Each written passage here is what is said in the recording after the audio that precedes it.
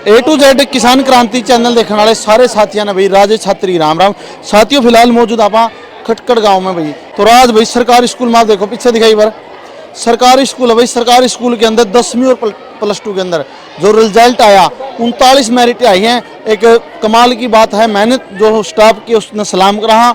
और वही स्टाफ की मेहनत के साथ साथ एक समाज सेवी रामेर जी है हमारे साथ, खटकड़ गाँव के हैं, बाहर बिजनेस कर रहे हैं। तो बातचीत कराएं, इतने अच्छे समाज सेवी व्यक्ति हैं जो आज भी प्रोग्राम है यहाँ पे खाना का भाई जो गाना बजाना प्रोग्राम कर रखा था और बच्चों को प्रोत्साहित, स्कूल के अंदर जितने बच्चे थे सबको मान सम्मान दिया गया।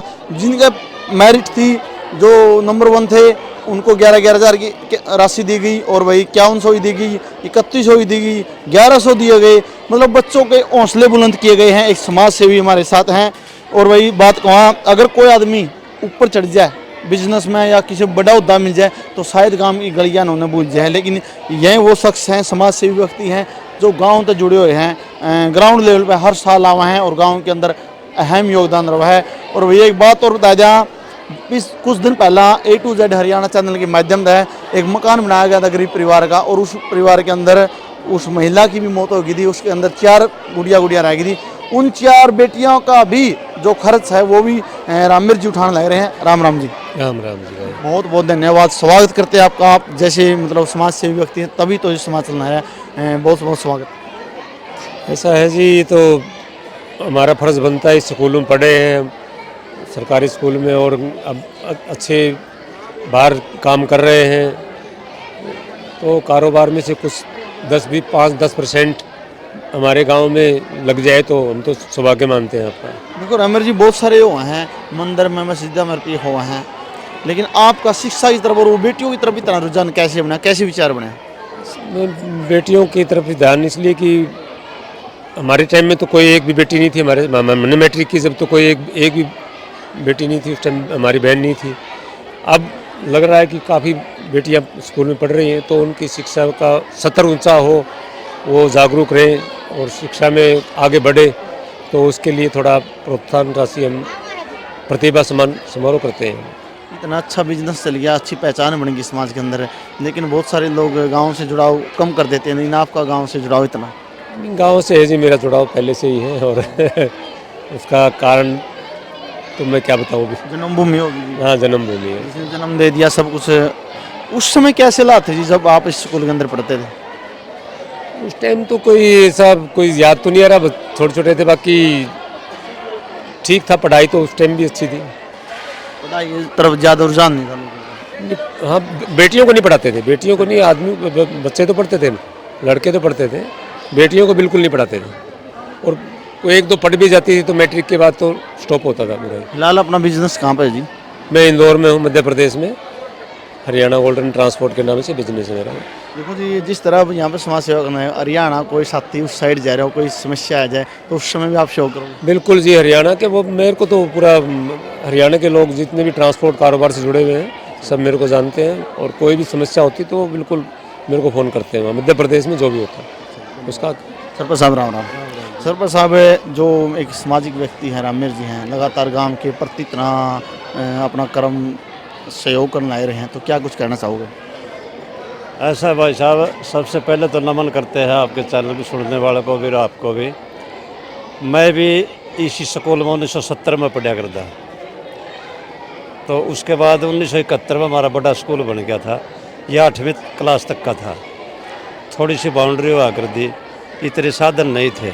लड़की सर 5वीं तक ही पढ़ा कर दे उस टाइम माँ बाप। यही था भाई, चलो लड़की तो 5 से ऊपर पढ़ाने भी नहीं चाहिए। फिर ये स्कूल 8वीं तक का बन गया था। मैं भी 1979 में पुलिस में भर्ती हो गया था, 17 में रिटायर आ गया था। उसके आने के बाद मेरा भी लगाव गांव से अब ज़्यादा है, पहले सर्विस के दौरान मेरा भी कम रहा था।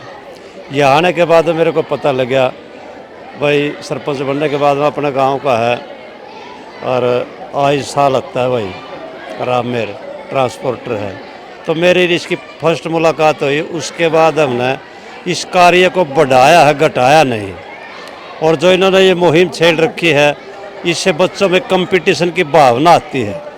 और हमारे भी दिमाग में ये बात थी भाई इतनी सर्विस करके काम में जाएंगे तो कुछ न कुछ अच्छा ही काम करा। जो रामवीर जी ने पहल करी थी उस चीज़ का कुछ रिजल्ट आया जी? हाँ खूब रिजल्ट आया। हाँ तीसरी साल हमारे को लगी, पाँचवा प्रोग्राम आज इनका है, उसका रिजल्ट हमने ये मिला है। इनका भी साथ है, मेरा भी साथ है, स्कूल कमेटी का भी साथ है, सारे हाँ सभी का सहयोग है। बाउंड्री में बनाने में, पंखे बिजली पानी का साधन सारा। ये भाई साहब साल में आते हैं एक बार, जितना भी इन्होंने देना होता है चाहे वो फर्स्ट आओ सेकंड आओ, जैसे इस बार और बढ़ाया है इन्होंने। चाहे को बच्चा फाइल तो खर को है कोई हमारे स्कूल की जितनी लड़की हैं पास ही पास हो, चाहे को मेरिट में आया या ना आया, सभी को सम्मानित कर दिया। सभी का खाना इनकी तरफ से ये नवरात्रियों के उपलक्ष्य में ये कर रहे हैं। तो देखिए गया भाई 11,000 रुपये भी एक बेटी को दिए जी। 11,000 भी दिए हैं, नगद राशि भी दी है और ये भंडारा भी लगा है बच्चों के लिए। तो आप इस कदम के बारे में क्या कहना चाहोगे? हम तो ये चाहते हैं भाई भगवान इनकी तो उम्र लंबी करे इसे रामवीर गांव में 5-7 और पैदा हो जाए तो गांव सुधार की तरफ पे चल रहा है। चलो जी राम जी धन्यवाद।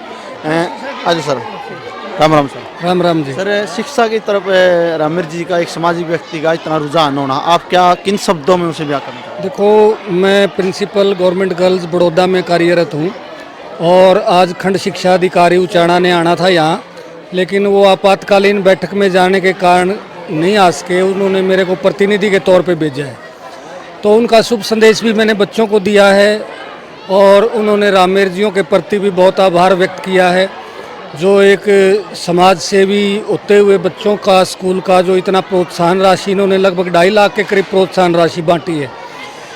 इनके जैसे और वही बात है सरपंच साहब कह रहे थे, इन जैसे और महापुरुष सज्जन समाज सेवी दानी पैदा हों।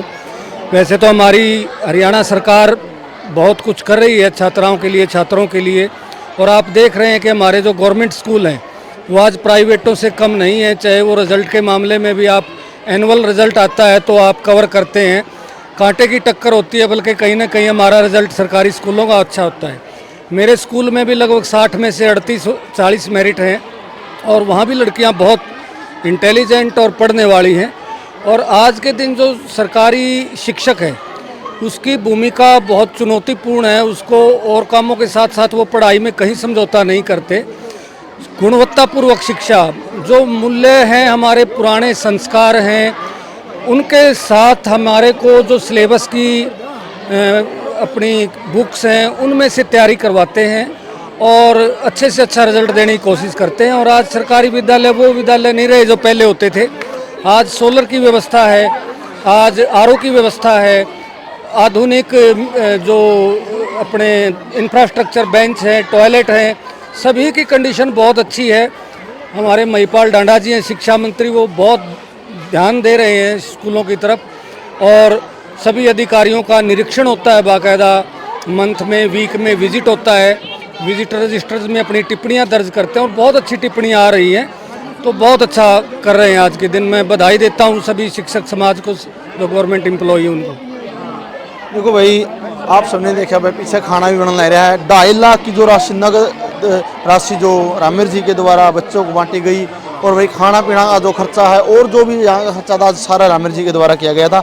वीडियो ने ज़्यादा से ज़्यादा शेयर कर दियो और रामवीर जी की समाज सेवा के प्रति अपने अच्छे कमेंट अपने विचार जरूर रखना। जय हिंद, वंदे मातरम।